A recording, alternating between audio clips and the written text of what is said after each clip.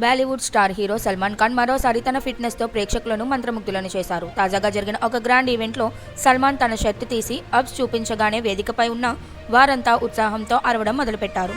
ఆ సమయంలో ఆయన పక్కనే ఉన్న హీరోయిన్ పూజా హెగ్డే ఒక క్షణం ఆయన వైపు నుంచి చూపు తిప్పుకోలేకపోయినట్టు కనిపించింది. ఆమె ముఖంలో కనిపించిన ఆశ్చర్యం, చిరునవ్వు సోషల్ మీడియాలో వైరల్ అవుతోంది.